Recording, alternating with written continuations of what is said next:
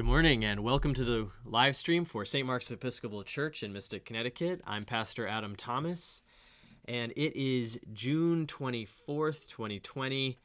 And today we are going to be doing a little Bible study here on the live stream. I've got an interesting topic. I'm not sure how long it's going to take me to talk about, but probably one of those topics where I could spend as much time as I possibly could talking about it, but we won't go too far too in-depth today, but it's a really interesting topic, and I guess I'll get right to it.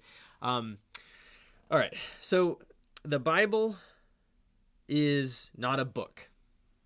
The Bible is a library. It is a collection, and we have to make sure that we remember that the Bible is not a book, even when it looks like a book, because if we think about it as a book as opposed to an anthology or a collection or a library, we start to think that it's going to say the same thing over and over and over again, when it just doesn't.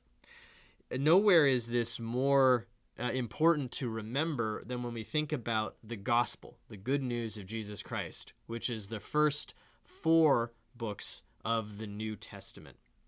I want to talk today about how the different accounts of the gospel differ from each other. And this is a kind of a microcosm for the whole story of the gospel, but I'm only going to talk about the very beginnings of each account of the gospel today. I'm very careful when I say the word gospel never to pluralize it. I don't ever say the gospels, because there's actually only one gospel, and it's the gospel of Jesus Christ, the good news of Jesus Christ. In the New Testament, we have 4 accounts of that gospel, but the gospel is one. We have 4 perspectives on it, 4 accounts of it written by 4 different communities over the course of several decades. But there's only one gospel, and that's the gospel of Jesus Christ. Now, of course, you're going to read in books and hear other people say the gospels, and it's shorthand for the 4 accounts of the gospel. But I try really hard not to pluralize that word, because I want to make sure to remember that it is all the gospel of Jesus Christ. And there are 4 accounts of it in the New Testament. There are plenty of other things that call themselves gospel. Sorry, my phone is ringing. There are so many other things that call themselves gospels that didn't make it into the New Testament for various reasons. The 4 that we have, though, Matthew, Mark, Luke, and John, are the ones I'm going to talk about today. All right, so and again, there's one gospel. That's the gospel of Jesus Christ. And when we talk about it in church, at least in the Episcopal Church, we say the gospel of Jesus, the gospel of our Lord and Savior Jesus Christ, according to Matthew, Mark, Luke, or John. So we're very conscious of this within our liturgy, our church services. So today I want to make sure that we understand that even though they're all the gospel of Jesus Christ, they do approach the story of Jesus from different perspectives. And that is very clear when we look at the beginnings of each of the accounts of the gospel. So that's what we're going to do today. Now, there have been, over the course of Christian history, attempts to synthesize the gospel. That is, to take parts of all 4 accounts and throw them into one story. One of the early attempts to do this was called the Diatessaron by a guy named Tatian, and he created a synthesized one volume account of the whole gospel. The church rejected the Diatessaron in favor of the 4 accounts that we have in the New Testament. And I'm very glad they did that, because what happens when we have similar stories in 4 different accounts is that we can put them in conversation with each other and understand to an even greater degree what is going on in this particular narrative, in the story of the gospel of Jesus Christ. The story is so much larger than any one perspective could tell. And we only have 4. There could be plenty more, but we only have 4 to choose from. And choosing all 4 and putting them in conversation with each other is a great way to go deeper in to the story of Jesus Christ. All right, so we're going to just jump right in, and I'm going to pop over to BibleGateway.com just so I can have the beginnings of these four books of the Bible up here on the screen. I'm going to just quickly run through how each one begins, and then I'll go a little bit more in depth about each one. All right, so the first account of the gospel in the New Testament is the Gospel of Matthew. It has this place of primacy because it was the gospel account that the church used most often, especially in the early church, and still does today. And so it gets to be the leadoff batter of the New Testament. Matthew begins with a genealogy right off the bat. A record of the ancestors of Jesus Christ, son of David, son of Abraham. All right, son of David, son of Abraham. That's interesting. We start with two very important figures in the Old Testament, and then we get the entire male lineage, starting with Abraham and ending at Jesus. There are a few women in this genealogy as well, which we'll get to in a minute. The fact that Matthew begins with the genealogy is interesting, and I'll get back to it here in a second. All right, let's jump to Mark 1. Wow. The beginning of the good news about Jesus Christ, God's Son, happened just as it was written about in the prophecy of Isaiah. Then we get the prophecy, prepare the way of the Lord, make his path straight. And then we jump right in with John the Baptist. And a couple verses later, Jesus strides on stage, ready to be baptized. Mark wastes absolutely no time in anything that has to do with Jesus's birth or his childhood or who his family is at the beginning here. Mark just dives right in with the beginning of the good news. Good news, again, is the word gospel. Mark isn't wasting any time. All right, let's jump to Luke. Luke 1. All right, Luke's purpose. Many people have already applied themselves to the task of compiling an account of the events that have been fulfilled among us. They used what the original eyewitnesses and servants of the word handed down to us. Now, after having investigated everything carefully from the beginning, I have also decided to write a carefully ordered account for you, most honorable Theophilus. I want you to have confidence in the soundness of the instruction you have received. And then, of course, we go into the birth narrative, the very fully realized birth narrative of Jesus, which starts with a deep background about John the Baptist and his parents. But those first 4 verses are telling about what Luke is trying to accomplish, to write this orderly account from eyewitness sources about Jesus. So Luke begins with sort of his research methodology, you might say. All right, so we have Matthew beginning with the genealogy. Mark just jumps right into the story with Jesus as a full-grown adult. Luke begins with his research methodology, and then, of course, we have what many consider the outlier because the stories in John don't follow the same pattern they do in the other 3 accounts of the gospel. We have John. John begins with a poem. With poetry. In the beginning was the Word, and the Word was with God, and the Word was God. The Word was with God in the beginning, and everything came into being through the Word. And without the Word, nothing came into being. It's just an incredible piece of theological poetry. And it goes on for 18 verses. We have 18 verses of poetry, which ends with the Word becoming flesh, making his home among us, and no one has ever seen God. God, the only Son, who is at the Father's side, has made God known. And we jump from there into John's testimony and then the baptism. So we have Matthew with a genealogy, Mark with just jumping into the story, Luke with the research methodology, and John with poetry. Those are how the 4 accounts of the gospel each decide to tell their stories. The question is why? And there's lots and lots of different interpretations here, but I'm going to give you the one that is on my mind today.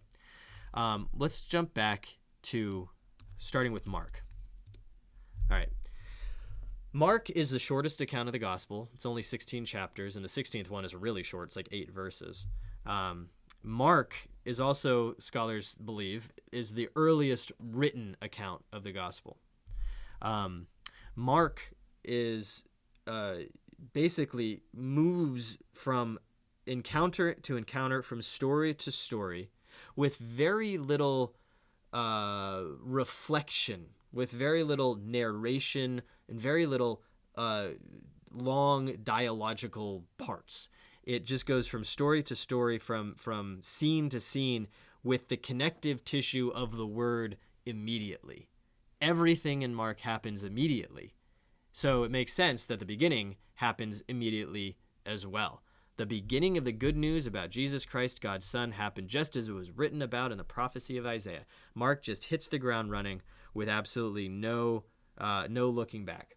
And that's really important because, again, Mark is trying to tell, is bringing this as quickly as he can, is telling this story and trying to do it in this succinct manner, getting out the most important parts of the story as he can. My father likes to tell kind of a fanciful story. He has this image in his mind of Mark trying to write those last bits of the gospel down and blowing on the ink before he gets arrested by the Roman authorities. And so Mark was just trying as hard as he could to write the most important parts down and gets it out and kind of hides it in his room before he's arrested. And then it's found later on, and then Mark would be used by both Matthew and Luke to help them write their accounts of the gospel. Now, that's a fanciful story, but it's plausible. It makes sense. But I really like it because of that immediacy that Mark has.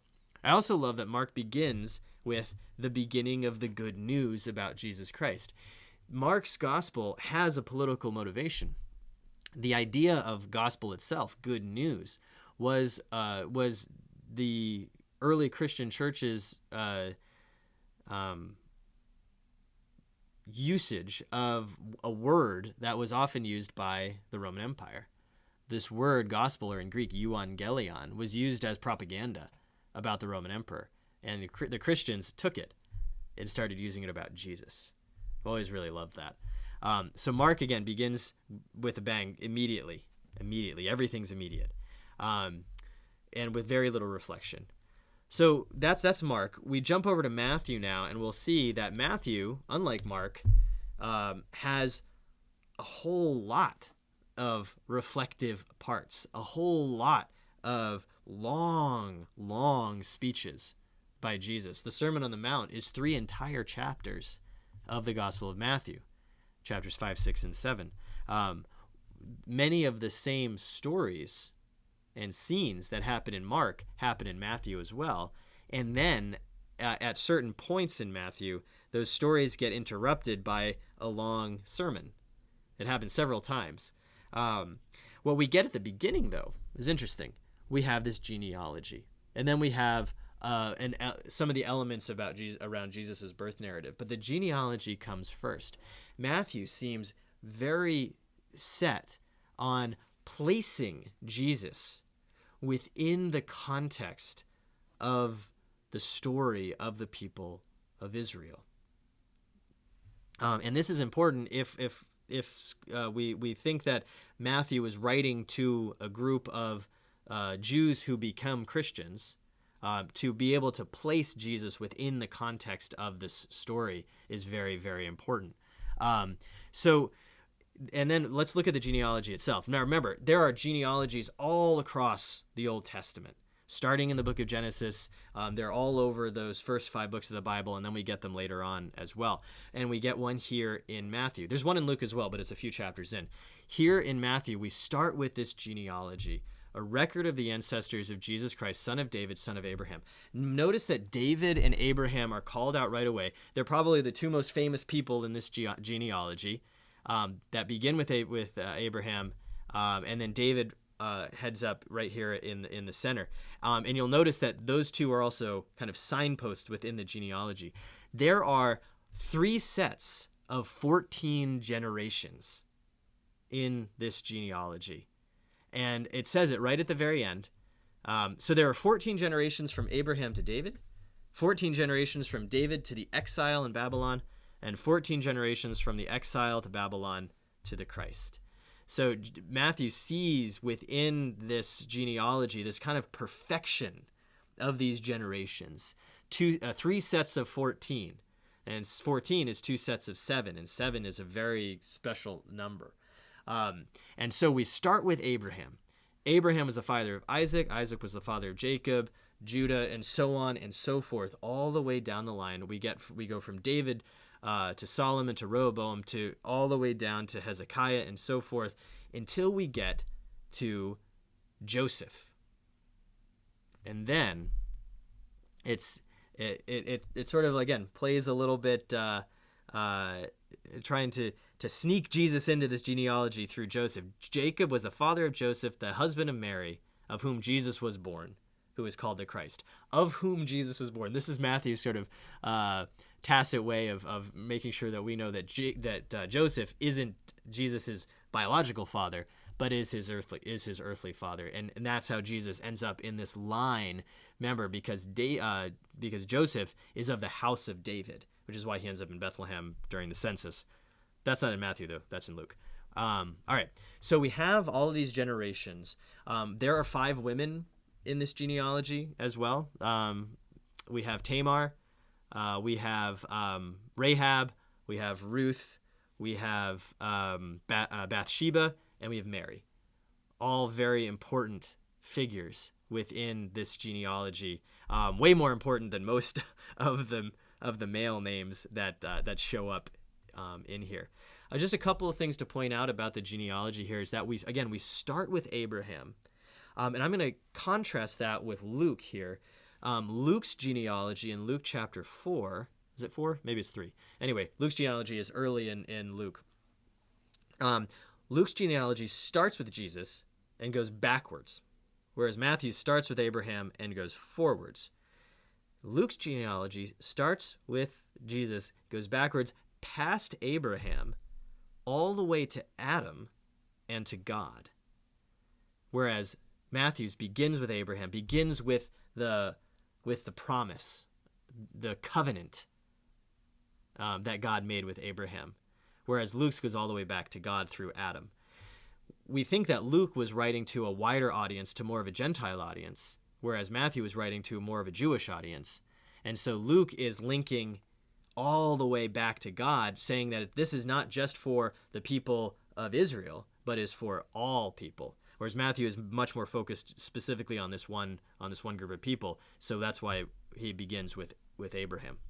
I find that really interesting because we can see in these genealogies the focus of the gospel writer, who that gospel writer or who that community who wrote the gospel is focused on when they're putting together their particular version or perspective on this narrative of Jesus.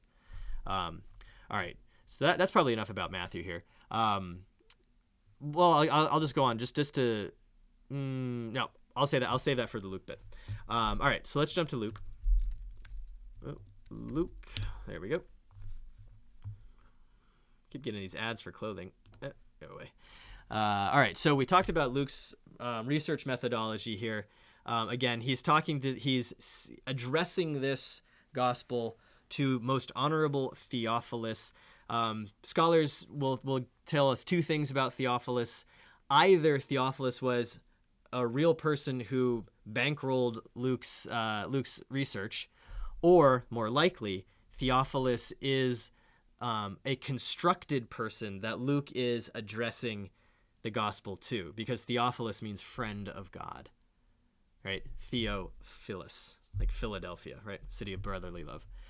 Theophilus, friend of God or beloved of God. Excuse me. So it's more likely that Luke chose this name basically to say this gospel is for you. Whoever is reading this, you who are beloved by God, this is for you. I love that. It's so amazing. Luke shows us right away how much research he did for the gospel, and also for Acts of the Apostles, because Acts is part 2 of Luke's account of the gospel.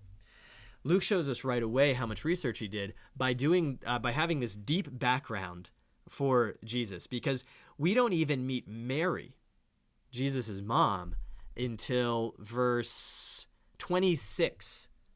Or is she? Not even then. 27 of Luke's account of the gospel.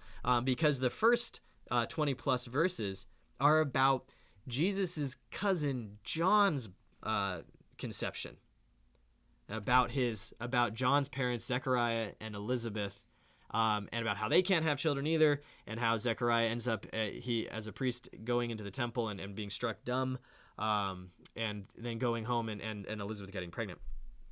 I've always loved the fact that when we meet Mary, we know the location of Nazareth, but the timing in which we meet Mary isn't based on the calendar. It's based on Elizabeth's pregnancy. I've always found that just so beautiful, because we're talking about this pregnant time. The time in which God is working isn't based on, January, February, March, April. It's based on the pregnancy of a woman in the 6th month. In the 6th month, or in the Common English Bible, which is the one I'm looking at right here, it's even more explicit. When Elizabeth was 6 months pregnant. If you read other ones, it'll just say in the 6th month, God sent the angel Gabriel to Nazareth. Doesn't make it as explicit as it actually is. We're talking about the 6 months of Elizabeth's pregnancy. Now, we could continue to talk a lot about this, but basically we start with that deep background around John the Baptist. Then we get the Annunciation, which is Gabriel coming to see Mary and her saying yes to God's invitation. And then Mary and Elizabeth visit each other, and we have the first of 4 songs that happen within the first 2 chapters of the Gospel according to Luke. Luke brings in these beautiful songs, and these songs serve as the thesis statement for the Gospel according to Luke. The first one being what we call the Magnificat, or the Song of Mary. And we see the thesis statement of Luke's Gospel right here in these verses about God looking upon the low status of his servant and magnifying that servant, and scattering the proud, lifting up the lowly, filling the hungry with good things, and sending the rich away empty-handed. That is the thesis statement of Luke's account of the Gospel. So then we have the birth narrative. Then we have Zechariah also sings a song, the Song of Zechariah. This is John's dad. And we have this beautiful, one of my favorite verses of the entire Bible. Because of our God's deep compassion, the dawn from heaven will break upon us to give light to those who are sitting in darkness and in the shadow of death, to guide us on the path of peace. Beautiful, beautiful language here. And also a thesis statement for the gospel. If we go to chapter 2, we'll see 2 more songs. The first one's pretty short. It's the angels talking to the shepherds, and we have this little tiny short song. Glory to God in heaven, on earth peace among those on whom he favors. That's the 3rd song. And then we have the 4th song, which is Simeon's song, what we call the Nunc Dimittis. Again, a thesis statement here. You prepared this light, this salvation in the presence of all people. It is a light for revelation to the Gentiles and a glory for your people Israel. Again, Luke is talking about taking the light of Christ, bringing it from this place out into the rest of the world. We'll see that in the Acts of the Apostles at the beginning, when Jesus gives them their mission, which is to spread the gospel from this place in Jerusalem out to Judea and Samaria and to the ends of the earth. We see it right here in the thesis statement of Luke's songs at the beginning of the gospel. In these first 2 chapters, we have the birth narrative. Again, we see Luke's research methodology right here, because he takes time to set up when and where things happen.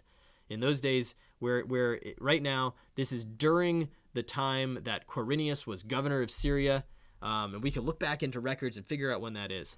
And so everything happens in a time and a place in Luke's account of the gospel. We have the story of Jesus' birth in Bethlehem. We get his circumcision and his presentation in the temple. And then at the end of chapter 2, he grows up and listens to his parents after running away from them for a while. That we can contrast. I'm going to bounce back to Matthew again real quick, because Matthew also has a little bit of a birth narrative as well, except it's different. Matthew's birth narrative is doing as much as it can to link Jesus to another hero of the Old Testament. Remember, we already talked about David and Abraham. Matthew also links Jesus to Moses, because the birth stories in Matthew and the birth story of Moses in the book of Exodus are very similar. So much so that it's very easy to see the parallels between them, from the slaughter of the infants in Matthew chapter 2 to the slaughter of the male Israelite children in Exodus, to fleeing to and from Egypt, and so forth. Matthew is setting up Jesus as this sort of second Moses, this second person to bring us out of bondage and slavery in Egypt and so forth. This bringing us out into reconciliation with God is what we're getting in Matthew. And we can see that right there at the beginning in the way that it tells the story of Jesus's birth. The Christmas pageant smushes Matthew and Luke together, so we don't necessarily see how each of those gospel accounts are focusing on one part of the story or another. Luke very much focuses on Jesus' birth in humble circumstances. The first people that are aware of it is the shepherds, folks that would have been on the outskirts of society. And we're seeing right away there the fact that Luke is very much concerned with those who are on the margins of this particular society. Matthew is much more concerned early on in linking Jesus into the historical and tradition, the history and tradition of the people of Israel. All right, and then of course, we have the outlier, also known as my favorite account of the gospel, John. All right, so again, we start John with poetry. And the only way that John could start is with poetry, because John is trying very much to link all the way back to the book of Genesis. Those first three words are the same. In the beginning. In the beginning was the Word, just as in the beginning, when God created the heavens and the earth. John is telling a creation story in these first few verses. It's a very concise creation story, but it's there. There it is. Everything came into being through the Word, and without the Word, nothing came into being. This word, or logos, logic in Greek, logos is the word, where we get the word logic from, is what I'm trying to say. The word is the logic, the ordering of creation. And right here we have it personified and becoming flesh in these next couple of verses. What came into being through the Word was life, and the life was the light of all people. The light shines in the darkness, and the darkness doesn't extinguish the light. Those first 5 verses tell a creation story. Then we have a few more verses, and then we have not just a creation story in this poem, we also have a birth narrative right there. This is John's version of Luke chapter 2. The Word became flesh and made his home among us. John 1:14 is the entire story of Luke chapter 2 in one verse. So within this poetry, we begin with a creation story. So we're seeing that John isn't just concerned about this people of Israel, or even about the Gentiles, the folks that are surrounding Israel, but is concerned about the entirety of creation. What's the most famous verse in the Bible? John 3:16, right? For God so loved the world. Now the world in this, it's not the planet Earth, it's the cosmos. That's the Greek word, the cosmos, the entire universe, all of creation.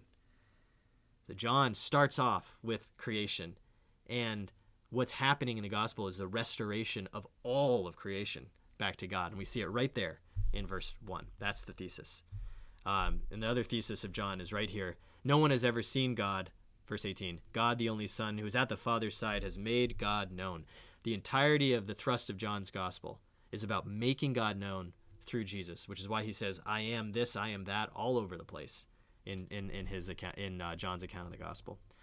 The chapter 1 continues with the baptism and the call of the first disciples, but the prologue, what they call the prologue or the poem here, is so important for setting up what is going to happen within John's account of the gospel.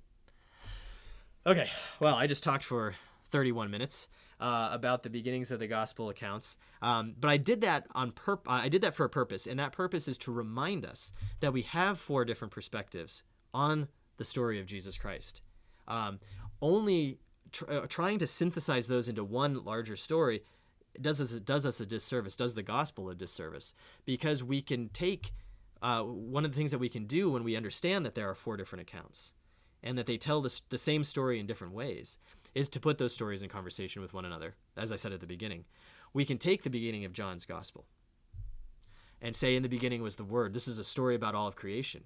And we can talk to Matthew's gospel and say, okay, how does the restoration of all creation fit with this promise, this covenant that God made with the people of Israel? You can see how we can do that. And it's wonderful, wonderful way to get into some rich, deep Bible study.